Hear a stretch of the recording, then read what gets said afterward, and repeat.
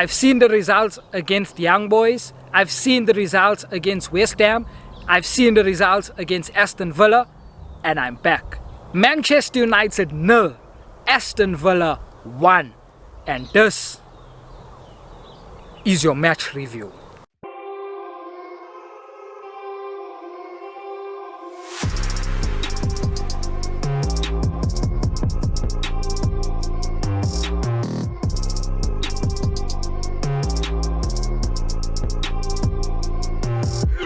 I haven't been giving you guys your regular content because I've had some technical difficulties with my equipment.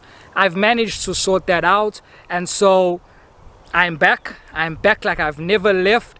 I've still been watching Manchester United games. I've still been following Manchester United, and nothing has changed. It's still the same woeful Manchester United that we have been seeing for the past numerous of years. If you're watching this video and you haven't subscribed to the channel yet, don't be like that. Subscribe right now so you can see more content of this quality. Before I get into the review of this match against Aston Villa, what I just want to tell you guys is that for all those fan channels that some of you are following, YouTube fan channels, Twitch fan channels, whatever the case is, but you guys know which fan channels you are following, which fan channels you pay close attention to, and you open your ears up to, and you rely on them for information and analysis. Majority of those fan channels, and I'm not going to mention their names, but you know what I'm talking about and which channels I'm talking about. Majority of those fan channels have been misleading you, and I'm sure that you can see it right now. For 3 years they've been telling you guys, back this manager. For 3 years they've been telling you guys, Ollie's at the wheel, back Ollie, let him get the signings that he needs. He doesn't have a midfield, he doesn't have a defense, he doesn't have attackers. Give him money. They've been telling you to give him time, give him the players that he requires. They've been telling you he has tactics. They've been telling you he has a style of play. They've been telling you that we can challenge under Ole Gunnar Solskjaer. They've been telling you that we're going in the right direction. All those fan channels that have been telling you all that, the fullness of time has now come where we've given this manager time. We've given him 441 million. We've given him all the players he's wanted, and he is failing. He is failing. All I'm asking you is to hold those fan channels accountable. Hold those people accountable that you guys are listening to and that you guys are following. Because for the few channels like this one and literally few others that we have been telling you for the past number of years, we have been telling you, guys, this manager's not good enough. Let's sack this manager. He doesn't need a midfielder. He doesn't need defenders. He is not good enough. You can give him all the players that he requires and he will still fail because he's not good enough. We have been telling you. We have been telling you guys that there is no style of play at Manchester United. There is no system. We rely on individual brilliance. We have been telling you guys. Yet you don't follow us. Yet you don't want to listen to our content, but you'll listen to those people that were misleading you. So my question for you today right now is, do you still want to be misled? That's all. Do you still want to be misled? Because those other channels, those other people were misleading you. Now the fullness of time has come and you guys can see who was right and who was wrong. You guys can see whose analysis of football is spot on and whose analysis is far off. You guys can see. So all I'm asking you guys today is, do you want to continue being misled? Do you want to continue being misinformed? Because the fullness of time has come. And now you can see who was right. I've been telling you from the time of the establishment of the channel. I've always said this manager is not good enough. And this is not me from my feelings. This is not because I have an agenda against him. I don't know him personally. He's a Man United legend. So if anything, I'm ought to appreciate him because he's a Manchester United legend. But guess what, guys? He's not a player anymore. He's a manager. So as a manager, you have to judge him differently as how you judge him to a player. So as a Manchester United player, he was a legend. He was a legend because what he done in '99, that one game where he stuck his leg out and he scored that winning goal that won us the Champions League. 100% legendary moment. He is a Manchester United legend based off what he done as a player. He is not employed as a player right now. He's got different roles and responsibilities, and we need to judge him accordingly. And from the establishment of this channel, I have been telling you guys, this manager is not good enough. I've been telling you, let's sack him. Before he got his defenders that he wanted in Varane, before he got all these other players that he's bought, I said, you do not need to even spend all this money on him, because he is not gonna get you your objectives. He's not gonna win anything because he's not good enough. It doesn't matter which players he has, he's simply not good enough. I've been always telling you guys, and I've been getting the slander on social media as well, and everywhere I've been getting the slander. But guess what? As I said at the beginning, the fullness of time has come, and now you can see who was right and who was wrong. Now you can see 3.5 years and we still don't have a style of play. 3.5 years and we still rely on individual brilliance. Hey? 3.5 years. So when you look at the performance against Aston Villa, it was the same performance that we see game in, game out. The difference is we couldn't come up with a moment of brilliance. The difference is we did not convert that penalty. If we converted that penalty, it would have been the same game that we've been seeing for 3.5 years under this current regime. The exact same game. The exact same game. A game that where there's no game plan.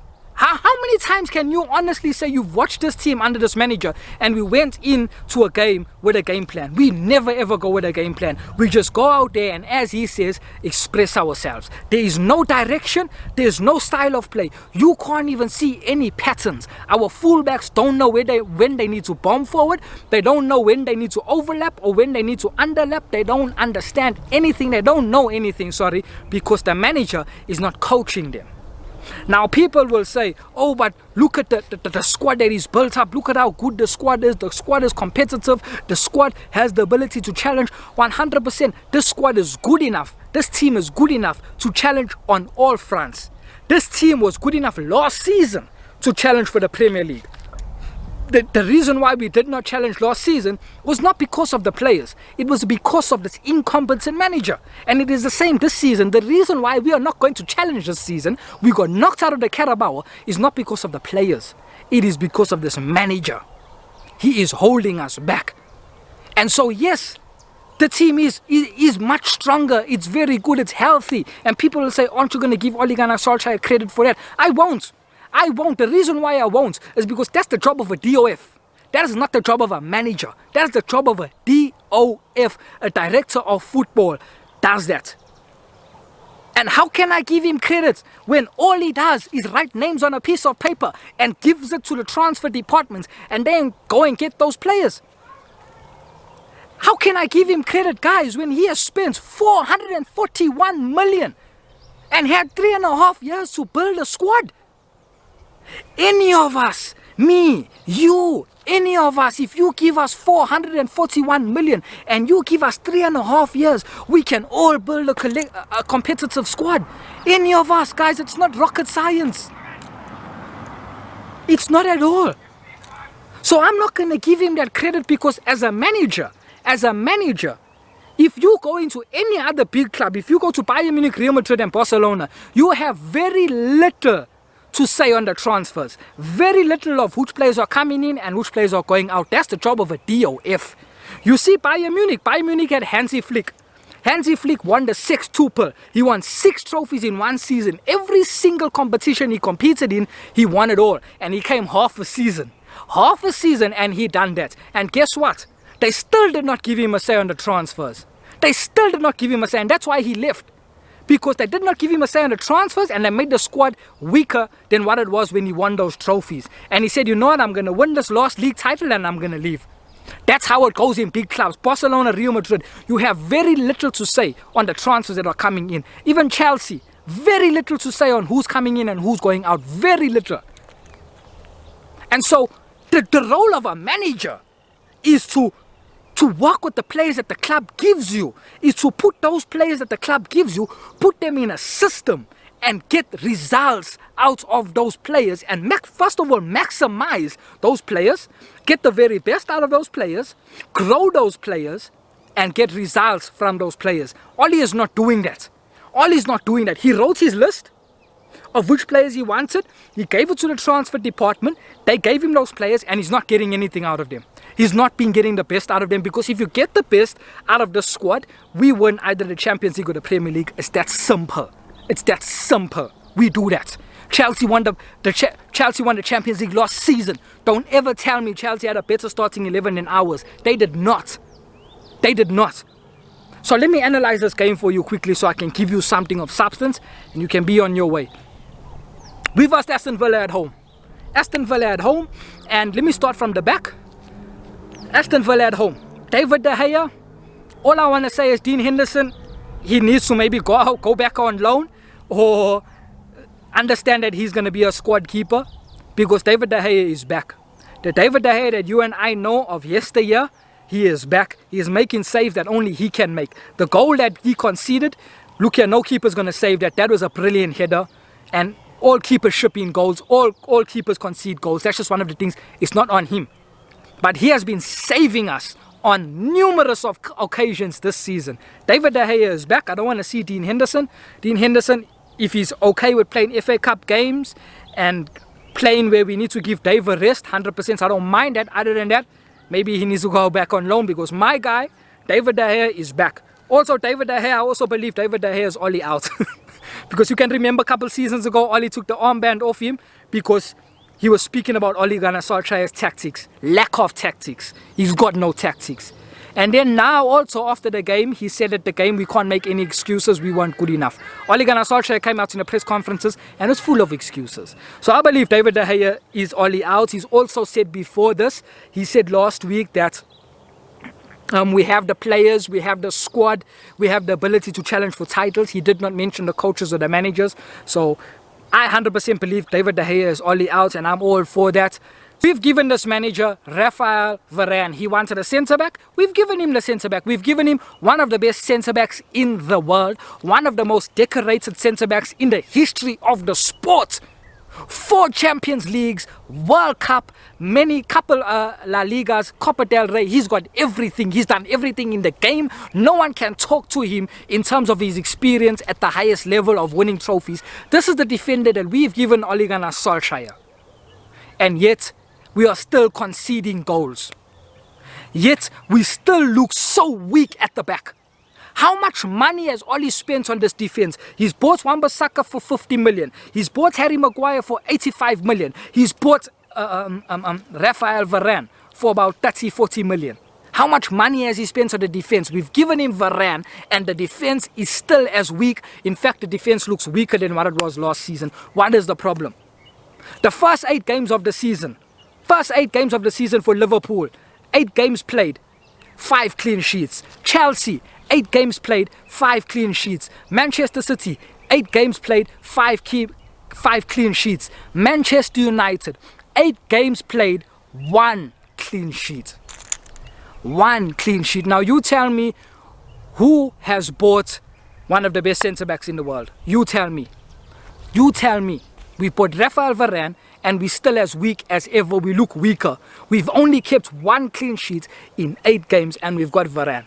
You know why, guys? Defending is not an individual's responsibility. You don't defend as an individual, you defend as a whole team. It's a team effort, it's a team collaboration. You do it as a team, you don't do it as an individual. So we can't keep any clean sheets, we've got a defensive issue. That's a problem. After buying one of the most decorated centre-backs in the history of the sport, one of the best centre-backs in the world, he's not improved us defensively. If anything, we're looking much worse. Because as I said, defending is not an individual's responsibility.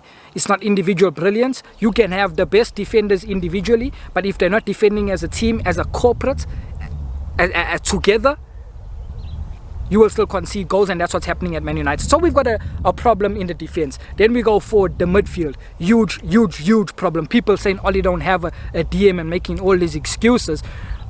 Oli chooses to play Scott McTominay and Fred. He chooses to play them because, in Ole Gunnar Solskjaer's own words, football is about passion and desire. That's what he said last week. Last week, a reporter asked Ole Gunnar Solskjaer, what is your philosophy? Ole Gunnar Solskjaer said, he said, I don't have a philosophy. He said, we worry too much about the intricacies of football, and football is about passion and desire. So what he was saying is that he doesn't have a philosophy. He just puts the players out there and they must give their everything on the pitch. And so that's why he plays Fred and Scott McTominay, because those two players run around like headless chickens on the pitch. Headless chickens, they run around, they give their blood, sweat and tears. But guess what, guys? This is football at the highest level, and you need to have some ability when the ball drops to your feet. Now Fred, he has a bit of technical ability, but he's so all over the place that you need someone very composed, culture on the ball. When you're partnering him with Scott McTominay, it's literally the worst partnership, because they're both erratic, they're both all over the pitch, and they're both not too good on the ball, especially Scott McTominay. He's extremely poor on the ball. So Oli chooses to play Scott McTominay and Fred. That's his choice. He's got other midfielders. He can put Pogba in the midfield. He chooses not to, because Pogba's not the midfielder to run around like a headless chicken. Pogba understands the game of football. He's not going to do that. He can play Matic and Donny, which we all want to see. He doesn't play them because, as I said, they're not going to run around the pitch like a headless chicken.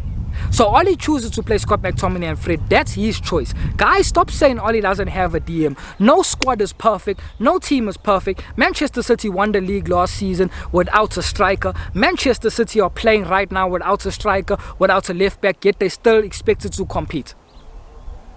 Liverpool over the years have won trophies, and they never have not one creative midfielder. Not one of their midfielders were capable of scoring goals and assisting, and they won trophies. Stop making excuses. Stop making excuses. He has midfielders to choose from. The holding midfield position is an easy position to work around, is an easy problem to mitigate.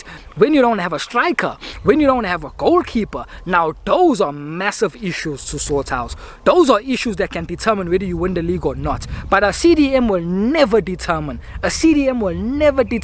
whether you win a league or not. It will never. There is ways to work around it, and he doesn't know how to work around it because he's not good enough. It's as simple as that. It's as simple as that. And another thing I want to speak about when it comes to the midfield and the defense, last season, people are making all excuses for this manager why he plays two holding midfielders. I went on people's channels. I've been speaking to different people. I've seen on social media. I've been listening to their videos as well. And they've been saying the reason why Ole Gunnar Solskjaer last season was playing two holding midfielders was because of the centre-backs. He was protecting the centre-backs because the centre-backs are not quick and they're not fast. So he was protecting that. And what they said, once he gets another centre-back, once he gets a centre-back that he wants, that has recovery pace, that's quick, he will no longer play two holding midfielders. What I said this last season. You can go and look at my videos. It's here. Go and look at the videos. I said last season, Oli playing two holding midfielders got nothing to do with the centre-backs, got nothing to do with the midfielders, got nothing to do with the strikers. It's got everything to do with him. He is a negative manager. And that's the reason why he plays two holding midfielders is because he's more worried about defending than attacking. He's more worried about shutting goals out than scoring goals. That's his first focus, is defending. Paul Pogba came out, I think it was in the Euros, and he said the difference between France and Manchester United is that Manchester United, the first thought is to defend. And that's why I said it. The manager, that's the reason why he's playing two holding midfielders. It's got nothing to do with the defenders. I said it's got everything to do with him as a manager, as a person. He's a negative football manager. And he's a defensive football manager. And everybody was saying, no, we will see. As I've said at the beginning of this video, the fullness of time has come. And who is right? Who is right? Because we've given him one of the best centre-backs in the world. We've given him a centre-back that's probably one of the fastest in the world. Rafael Varane, he's got all the recovery pace you need. And Oli's still playing with two holding midfielders. Because he's a negative manager. And to play two holding midfielders against Aston Villa at Old Trafford, guys, there's something wrong. There's something wrong there. Honestly, I don't mind and I don't understand. I'm saying I don't mind and I fully understand when you play two holding midfielders against Manchester City, against Liverpool, maybe against Chelsea, and when you're playing the big European teams like Bayern Munich and Real Madrid. I don't mind if you're playing two holding midfielders there. No problem, because I understand the dynamics of the game. I understand that you have to respect the opponents for what they can do, and they can really hurt you. I've got a big problem when we're playing the lower teams in this league and we're playing them at home and we're playing two holding midfielders. Then there's a massive problem. There's a massive problem, and that's what the manager done against Aston Villa, Scott McTominay and Fred, two holding midfielders against a team that was not full force attack, a team that was in parts of the game was sitting back, a team that we should not be playing two holding midfielders against. It took him 80 minutes. On the 80th minute, he took off Scott McTominay. 80th minute, he dismantled those two holding midfielders. On the 80th minute. We needed to win the game from the first minute. If anything, he should have taken off those two holding midfielders, one of them at 45 minutes. He waited till the 80th minute to make that change. This is the same story we have been crying about for how many seasons. He's got a negative approach to football. Playing two holding midfielders is destroying us. I've also said about Paul Pogba. I said that Paul Pogba on the left wing is not his best position. And yes, I'd rather have Paul Pogba on the left wing than to have him sitting as a DM. But Paul Pogba is a midfielder, he's a box-to-box midfielder. Play him in his rightful position, you will get the best out of him. You saw a poor performance from Paul Pogba. And it is a poor performance. But you must understand something. When Paul Pogba is playing on the wing, he cannot access his range of passing. He cannot access that. And that is one of his main attributes, is his range of passing. Paul Pogba has got the best range of passing in the world. In the world, he's got the best range of passing. So if you play him on the wing, he's not going to be able to access that attribute. You need to play him in the midfield. So we need to move Paul Pogba from the left wing to the midfield and play him as a number 8 box-to-box, in which he is. And so that's what we need to do. And then you go forward. I've spoken about the midfield. I said that if he's not going to play Pogba we need to play Paul Pogba in the midfield. But if he's not, because we obviously know this manager will never go away from two holding midfielders, he needs to bring in Donny and Matic. That's what he needs to do. Then you look at Mason Greenwood. I think Mason Greenwood for me was the worst player on the pitch, simply because of his decision making. The decision making was woeful. It was bad. He was so greedy, so selfish, only wants to shoot, don't want to make a pass. And that's why I've always said, and I will say it again, guys, Mason Greenwood's all-round game, there's much to be desired. But he's young, so I'll give him the benefit of the doubt. He is young. But he was probably the worst player on the pitch, because there was moments where he could have squared the ball to Ronaldo or squared the ball to our other attackers, and he chose not to. He chose to go for glory. And that's why some people say you can't play Ronaldo, Bruno and Greenwood together, because all three players are selfish. All three players want to shoot at first sight. They don't think of passing, they don't think of playmaking, they think of scoring. But you can play those players together, provided they play in the right system and the manager gets that selfishness out of them. Yes, if you're one-on-one with goal, for sure you need to shoot. Yes, if you got the opportunity and you've got the clearer sight on goal, you need to shoot.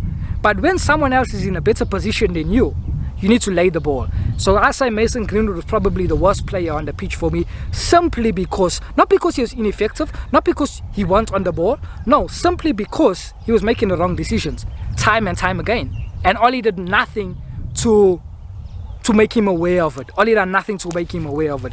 And then you look at Bruno missed the penalty. I can't speak about that because, first of all, I hate penalties. I hate penalties when it's given to Manchester United, because it masks our whole performance, guys. Manchester United, under this current manager, we want to cheat football. You want to cheat football because you want to take the performances out of football and win games performing badly. We have been performing badly under this manager for 3.5 years, and we want to win every game cheating football. Football, the bread and butter of football is performances. You're only as good as your performances. You need to perform good. Manchester City, Liverpool, Chelsea, they all perform good. 90% of the time they perform good. Manchester United do not perform good. We want to cheat football. You cannot cheat football. And that's why I hate penalties. Because penalties is a handout. It's a handout, especially to Manchester United. We play poorly. Look at in the seasons of past. We've been playing poorly. And we get a penalty to draw the game or penalty to win the game that we do not deserve any points out that game, but we'll get the penalty. And what it does to fans, because fans are so short-sighted, they're happy. If we had scored that penalty yesterday, against Aston Villa, there wouldn't be so much of an outcry because that's how we are. For years we've been doing that, and the fans are happy because we show short-sighted. We don't see into the future. So that's why I hate penalties when it gets given to us. I hate it because if we are going to lose the game, let's lose the game. If we're going to draw the game, let's draw the game because we are not good enough. We're not good enough. Don't rely on penalties to mask our performances. Win football the right way. Win it in open play. Win it with your set pieces, but don't rely on a penalty to win football. And so I hate penalties when it's given to Manchester United. We got given the penalties, and I would bet my mortgage, I would bet my house on Bruno Fernandes scoring penalty. He missed that penalty, and that was uncharacteristic like him. What I can tell you is that the next penalty, Ronaldo will be on. But I hate penalties, guys. I hate it. I honestly hate it.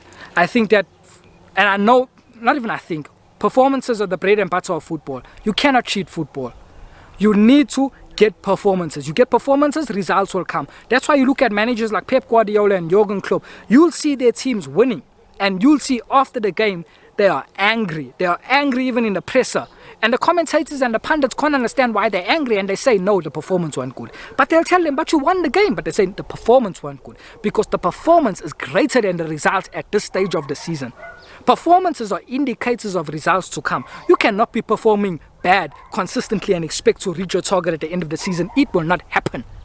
That's why you see Pep Guardiola and Jurgen Klopp, their side can be 3-0 up, and they'll still be on the touchline shouting at individual players when they're making wrong movements or making errors.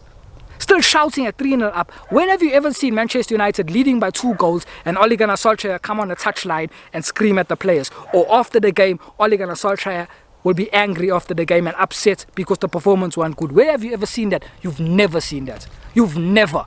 Whenever we're winning a game, maybe 2-0, 3-0, whatever the case, Ollie's sitting in the stands. In fact, most of the time he's sitting on the stands.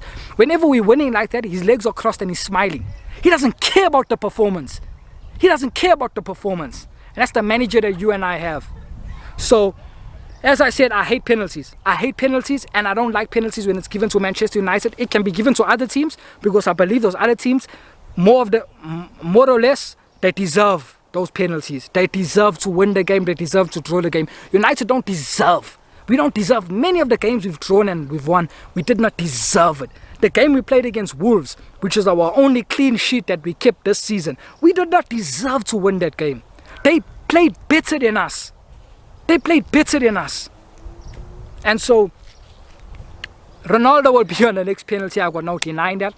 Ronaldo is suffering because we cannot supply our attacker because we've got no system to supply him. We don't understand how we need to supply him. Ronaldo thrives on crosses, yet you won't see any crosses going in. Blows my mind. We played West Ham in the Carabao Cup. Alex Telles was whooping the crosses in. Crossing the ball to Marshall and Sancho and Jesse Lingard in the box. No sense. But the minutes we bring Ronaldo in and we play Luke Shaw at left back, there's no crosses coming in. So that clearly tells me that the players are going out there and they're expressing themselves. They're doing whatever they want to. There's no instruction. The manager don't understand that he's got one of the greatest of all time headers of the ball. And he's not putting any crosses into the box.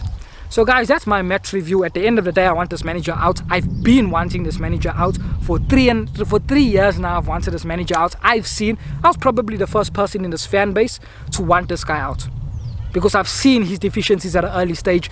Nothing has changed. 441 million has been spent, 3.5 years, and it looks like we're not going to challenge for the league or the Champions League.